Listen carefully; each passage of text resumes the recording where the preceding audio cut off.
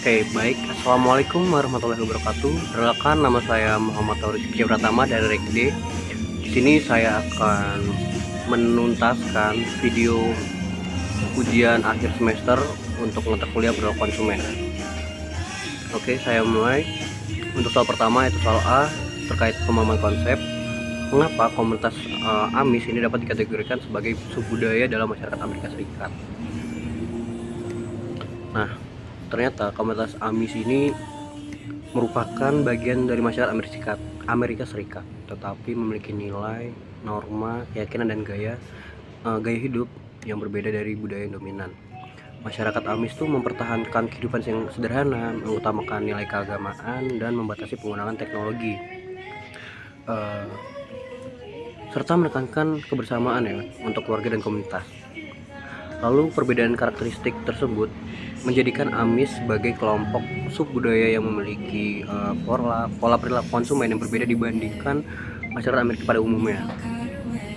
Lalu untuk soal selanjutnya yaitu B, untuk analisis perilaku konsumen. Analisis bagaimana nilai-nilai budaya yang dianut oleh komunitas AMIS mempengaruhi keputusan pembelian produk smartphone. Nah, menurut teori utilitas, konsumen ini akan memilih produk yang memberikan manfaat atau kepuasan terbesar bagi masyarakat umum, khususnya dari smartphone ini. Apakah memberikan banyak manfaat seperti komunikasi, hiburan, pendidikan, dan pekerjaan. Namun bagi komunitas AMIS, smartphone itu dianggap tidak memberikan manfaat yang sesuai dengan nilai kehidupan mereka. Bahkan ya, penggunaan smartphone dipandang dapat mengurangi interaksi sosial secara langsung dan mengganggu kehidupan komunitas. Oleh karena itu, utilitas yang dirasakan itu rendah, sehingga minat beli smartphone juga rendah. Lalu yang kedua, saya punya teori dari Maslow, yaitu teori hierarki.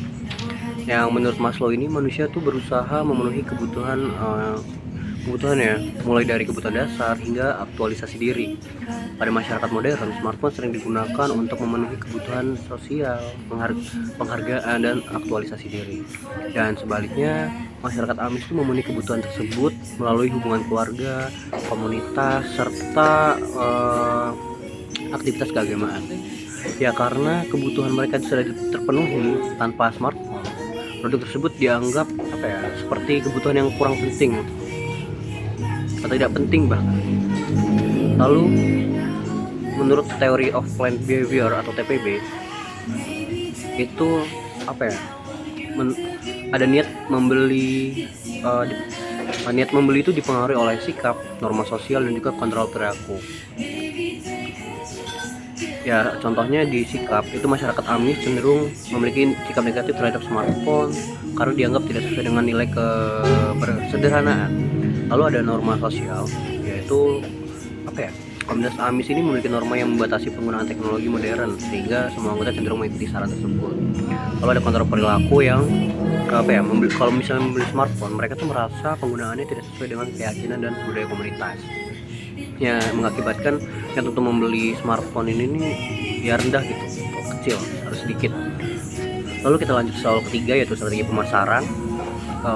Soalnya tuh, jika perusahaan tetap ingin memasuki pasar komunitas AMIS, strategi pemasaran apa yang lebih sesuai dengan karakteristik subbudaya tersebut? Nah, kalau dari saya itu, saya memiliki beberapa saran untuk strategi pemasarannya.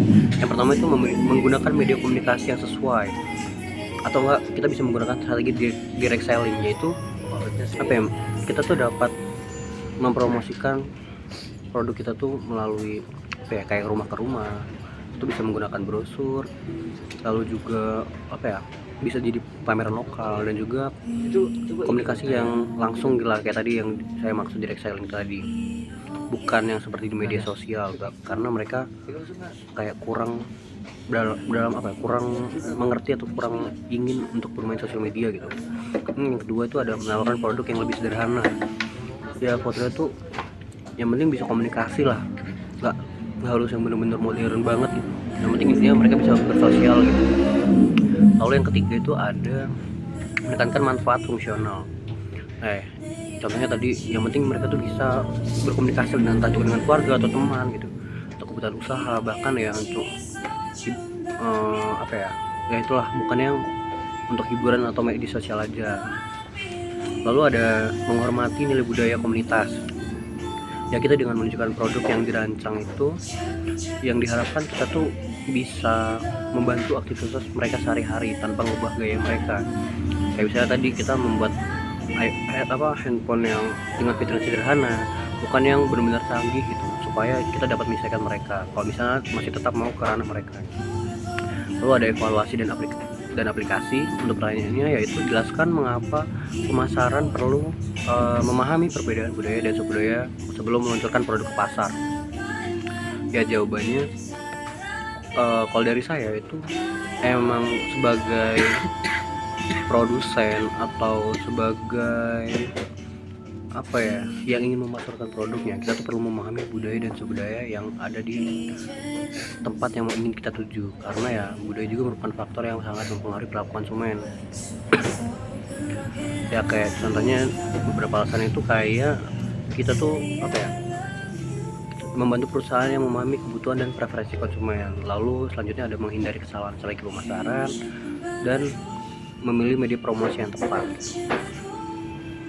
Ya, kasus Amis ini dapat menunjukkan bahwa strategi promosi digital yang efektif bagi masyarakat umum belum tentu efektif bagi kelompok subbudaya tertentu. Jadi kita nggak bisa asal atau kita bisa mematok semua masalah itu atau semua kebutuhan itu menjadi satu solusi gitu. Kita harus memperhatikan subbudayanya gitu. Lalu lanjut, menurut Anda, apakah semua segmen konsumen harus menjadi target pasar yang suatu perusahaan? Jelaskan jawaban Anda berdasarkan kasus di atas. Ya kalau menurut saya, nggak semua segmen itu harus menjadi target pasar suatu perusahaan. Ya dalam contohnya itu dari konsep STP atau segmentasi, targeting, dan positioning, perusahaan perlu memilih segmen yang paling sesuai dengan karakteristik produknya. Jadi ya kalau misalnya kita ngambil kasusnya smartphone Amis ini, ya karena Amis itu kan suku Amis atau di sana di suku Amis itu sangat berbeda lah budayanya.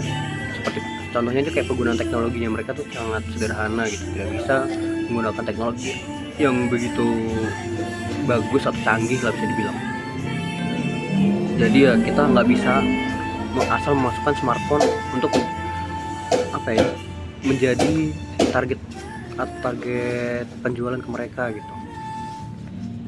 Nah lalu yang terakhir itu ada kesimpulan dari saya, yaitu komunitas Amis ini subbudayanya dalam masyarakat Amerika Serikat memiliki nilai norma dan gaya hidup yang berbeda dari budaya yang dominan biasanya di Amerika Serikat. Mereka tuh punya nilai kesederhanaan, nilai kebersamaan, dan gaya hidup berbeda dari budaya yang ada di Amerika Serikat tadi, yang menyebabkan minat mereka itu apalagi terhadap smartphone ya sangat rendah. Fenomena ini tuh dapat dijelaskan yang sudah saya sebutkan tadi, seperti teori utilitas atau teori Maslow yang berupa teori hierarki dan juga teori of planet behavior.